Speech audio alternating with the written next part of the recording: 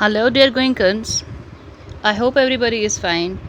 Dear kids, in this video, we are going to revise chapter 5 and we are going to summarize the whole chapter in this video. The first definition is of multiples, and the product which appear in the multiplication table of a number are called its multiples. Like you can see here, the multiples of 2 are written in red color. These are all called multiples of 2 as they appear in the multiplication table of 2. Likewise, for 3, we have these as the multiples of 3. These are multiples of 4. Likewise, we have multiples of each number, and multiples are all those numbers that appear in the multiplication table of such a number. And now we have certain facts and properties related to multiples, and first of all is each number is multiple of itself. If you observe here, we have listed the multiples of 2, 3 and 4. Here you can observe the first multiple is the number itself. That is the first property, that each number is multiple of itself, and in fact it's the smallest multiple of itself. Next one is every number is multiple of 1. As we know, in the multiplication table of 1, we have 1 ones are 1, 1 twos are 2, 1 threes are 3, 1 fours are 4. Likewise, we have for all the numbers. It means every number exists in the multiplication table of 1. So in other words, we can say every number is multiple of 1. Next we have a multiple of a number is greater than or equal to the number. If you observe here, the multiples are listed here for 2, 3 and 4. You can observe here the first multiple is the number itself, and the others are greater than 2. Likewise, for 3, smallest one is the number itself and others are greater than 3. Likewise, for 4, smallest multiple is the number itself and others are greater than 4.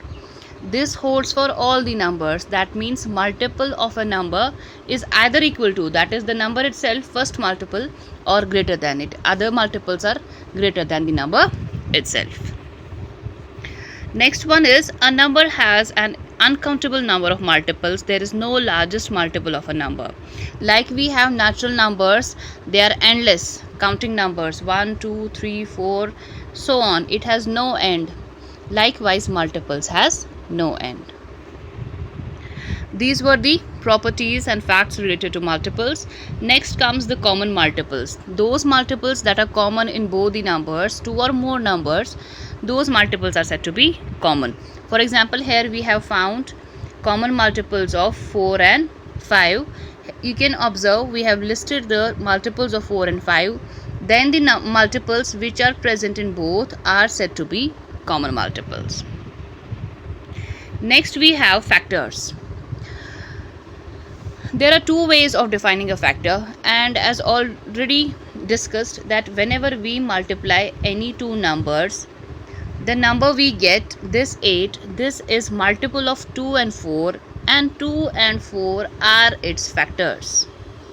In other words, we can say that both 2 and 4 divide 8 exactly. Whenever we divide 8 by 2, we get 4 quotient and remainder 0, and if we divide 8 by 4, we get 2 quotient and remainder 0. It means factor of a number, and when I say 2 is factor of 8, it means 2 divides 8 exactly. And in general, we can say factor of a number is such a number which divides a number exactly. And we can say that whenever we write the factors of a number, we check in which table does it exist. For example, let me consider 8. I have to find the factors of 8. I'll find in which table does 8 exist. As all of you know, every number exists in the table of 1. That means 1 is its factor. You know that 2 4s are 8. That means 8 exists in the table of 2 as well as in the table of 4. So 2 and 4. 8 does not exist in the table of 3. It does not exist in the table of 5. Not in 6, not in 7, but in 8. And we know that 8 ones are 8. So these are the factors of 8. This is how we find the factors of a number. We check, and we check only up to the number itself. Like here I have 8, so I check up to 8. I need not to check in the table of 9, because 8 cannot exist in the table of 9. Likewise, I can quote one more example. Say, let's talk of 12. If I write the factors of 12, I write 1 into 12, that means 1 and 12. 2 into 6, that means 2 and 6. 3 into 4, that means 3 and 4.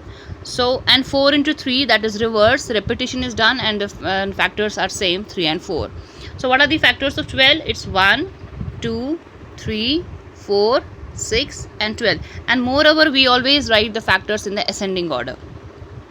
These are the factors of 12. There cannot be any other factor apart from these which can divide 12 exactly. That means factors of a number divide the number exactly, and when we check only up to 12. We need not to move ahead, because 12 cannot exist in any other table apart from these.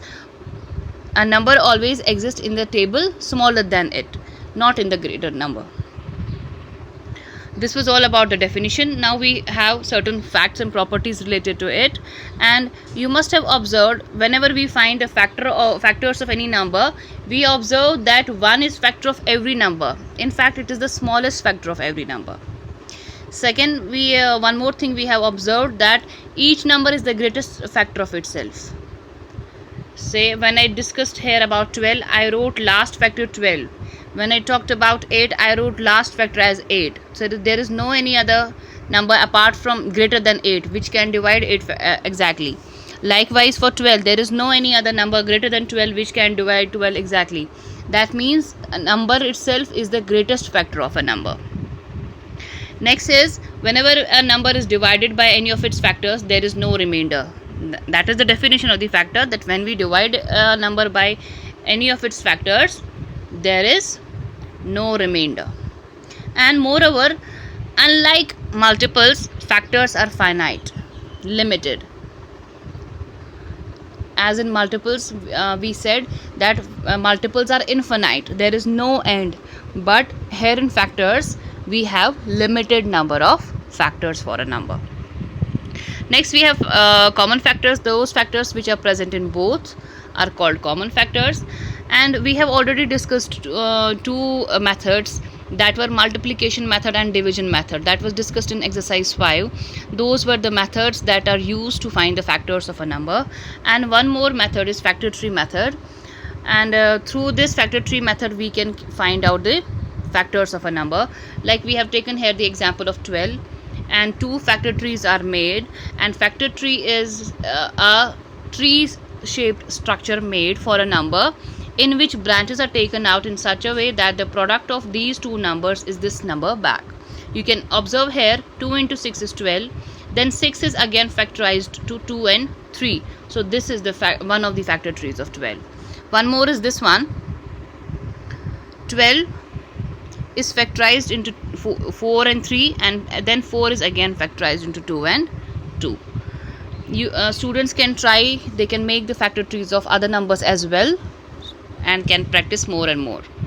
Next, we have rules of divisibility. As all of you know that whenever we check if the number is a factor of another number, we need to divide and check whether the remainder is 0 or not.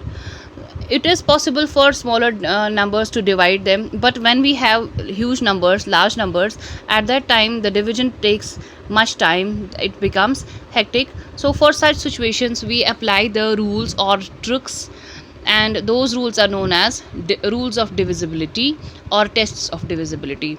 Here we are going to discuss the divisibility rules of some numbers. Our students are instructed to remember these rules so that they can apply it on the numbers. I shall be discussing divisibility rule of each of the numbers separately, one by one. Here for 10, we have, if the number ends with 0, that means if the number at one's place is 0, then the number is divisible by 10. If not, then the number is not divisible.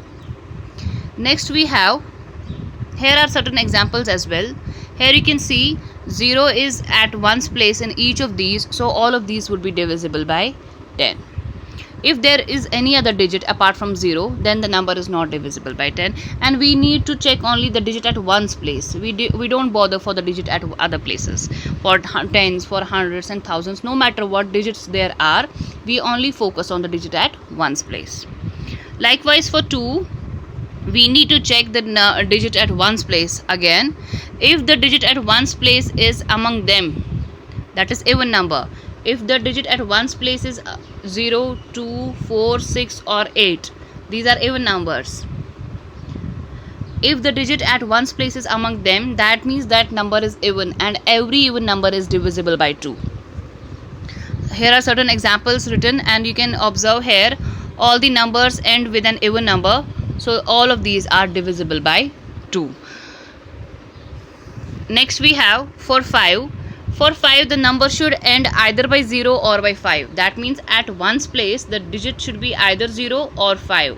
If there is any other digit apart from these, then the number is not divisible by 5. Here are examples quoted. All of them are divisible by 5 since they end with either 5 or 0.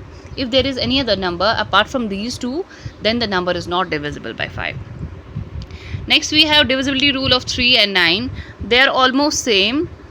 If the sum of the digits of a number is divisible by 3, then the number is divisible by 3. If we check for 3 first, we need to add the digits. We have an example here, 396. We add the digits and find the sum. We check what that sum is. Sum here is 18. Is 18 divisible by 3? Yes. If the sum is divisible by 3, then this number is divisible by 3. If the sum is not divisible, then the number is not divisible. Same is the case with 9 as well. If the sum of the digits is divisible by 9, then the number is divisible by 9. If I have a number, say for example I have 375, we can observe here the sum of the digits is 15. 15 is not divisible by 9, so 375 is not divisible by 9. If we have 3, 7, 5, 3, if we add them, we'll observe the sum is 18. 18 is divisible by 9, then the number 3753 is divisible by 9. Only we need to sum the digits of the number. If the sum is divisible by 9, then the number is divisible by 9. And with this, the summary of the chapter is done. And thank you so much. Allah Hafiz.